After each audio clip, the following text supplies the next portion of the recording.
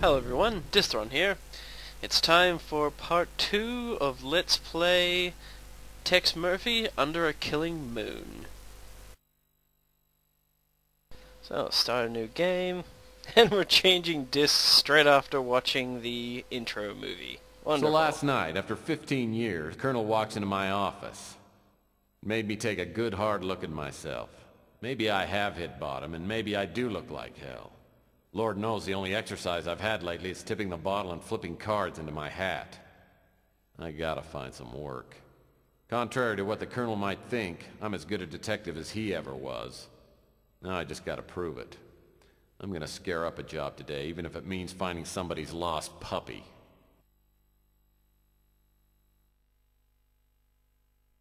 So, finally we're getting into the interactive part of this movie.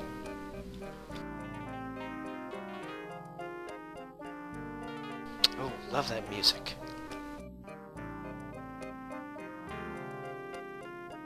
So here we are in Tex's office. So this is another game that had just awesome graphics for the time. Fully textured, full 3D was really in its infancy back then. I mean, you had stuff like Doom and Wolfenstein, but they weren't really full 3D. I call this painting, The Big Spill. The CD images I'm using are actually burned onto a DVD, just so you can get the authentic CD reading lag. All I've ever needed was a soft felt fedora, a well-tailored overcoat, and a comfy pair of sneakers. Some people know what they like, and they stay with it. I love it how it's almost like Tex has been transported from the 1940s into the future. It gives the whole game a unique character, I feel.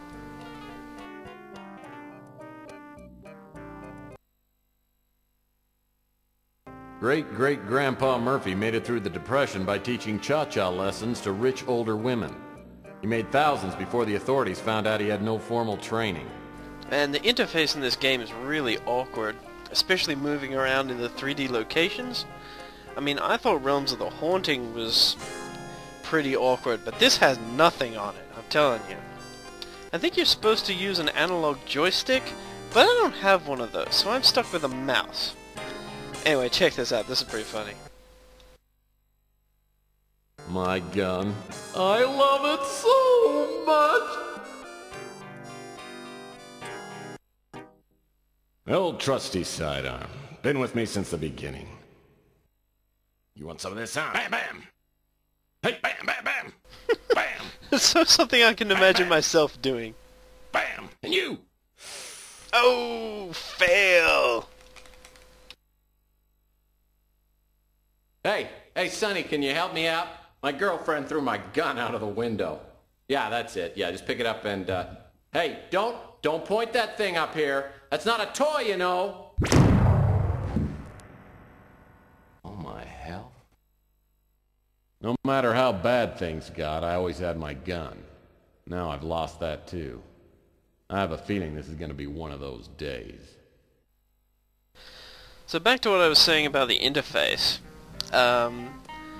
The main part of it is this sort of control panel which you saw up a few seconds ago.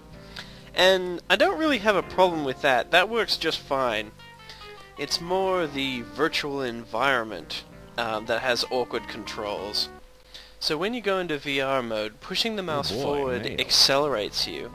Pulling it back decelerates you, or pulls you into reverse. And then you have left and right to move left and right. There's basically no keyboard commands whatsoever. I mean, the directional keys are used for looking up and down, but that's about it. So that's why I think this control scheme was designed with an analog joystick in mind, because an analog joystick would center itself, and so when you wanted to stop, it wouldn't be a problem because it would just go back to the center. Whereas with the mouse, you just kind of have to remember where the mouse started, and it's very wonky. So back then, people were still trying to figure out how the control scheme for moving around in full 3D was going to work, and I think Tex Murphy got it a bit backwards. But like with Roth, the controls aren't broken. One last You get used to them after a while. Licked and mailed. And well, that's something at least. So this is another game that features baked lighting. Much like in Realms of the Haunting, all the shadows are actually drawn onto the textures themselves. They're not real-time generated like they are these days. I realize it would take a lot more work to do it this way. For instance, this game probably has a lot of copies of the same texture that just have different shadows on them. But it does make the game look a lot nicer for essentially no overhead. I also love how you can open up all the drawers and look under everything. I mean, the amount of detail they put into the environments in this game is quite surprising given how old it is. So for those of you who are wondering what I'm actually doing right now, I'm filling out this form so I can get a credit card for the electrical shop that's on the street. Because I'll need to go buy stuff from there soon. Also, we need to give the surgical coupon to one of the other characters later on. I actually hit this by accident, but since we're here, this game actually has a built-in walkthrough. At any time, if you don't know what to do, you can go to the hints section and it will just tell you what you need to do next. Credit card application addressed to the previous occupant. Just needs to be signed, stamped, and mailed. Working in the control panel is a lot more intuitive. Like for instance, when I want to combine stuff to do this credit card application, like you just click on the stamp, and and to combine it with the application, just click on the application. That's it. You know, very simple. Unlike in Phantasmagoria. God, it took me ages to figure out how to put the hammer and the spanner to... Sylvia. My ex-wife. Whenever I think things can't get any worse, I think about her and how she totally screwed up my life. I have to say, this is pretty funny. She's a woman who loves a man, any time. I'll never forget the day I came home early and caught her with the upholstery man. Oh, there you are. I just got done with the chair. I'll be sending the bill to your husband. Oh, Rudy. Where'd you put your tools? Let's not think about my husband right now. I was watching you upholster and you're so big and strong. And ugly. You really think so? Well, yes. God, I've only known you for 10 minutes and I feel like I've known you forever. Oh, yes, look. And look at this muscle. I'm sure it's in there somewhere. The way you hold me, Tex never held me like this. Oh, kiss me, Rudy, and set my lips on fire. Okay. It seems Gomer became an upholsterer after the war.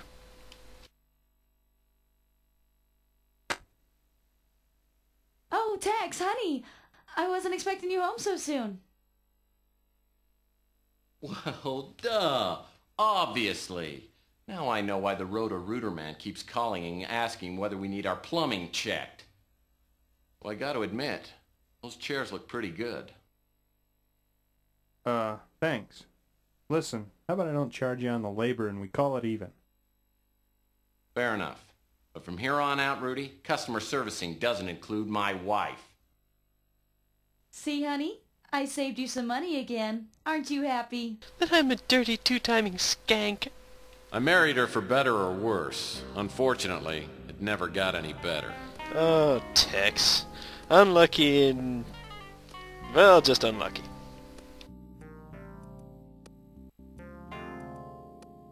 This piece of art is called Two Whales on a Bender. Well, that's about it for here in the office. It's time to face the wicked world. I spent weeks earning this baby. Best $20 I ever spent. The UI of U was the only place that would accept me. Half the course credit was earned by locating the university.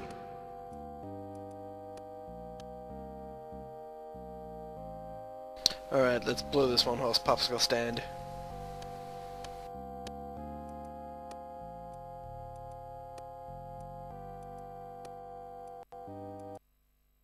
That's the door to the street.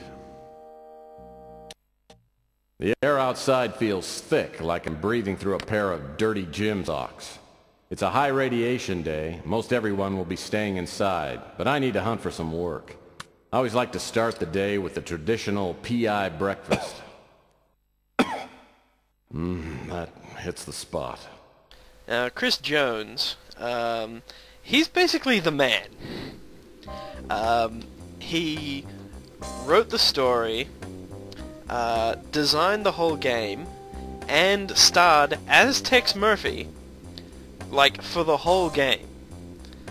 I don't know of anyone else who's done that. I think the only one who comes close was Clive Baker. And from what I hear, his game was pretty crappy. I've never played it myself, though, so I can't really say for sure. Anyway, that's about it for this episode. Please rate and comment and subscribe if you like what I do here. Bye!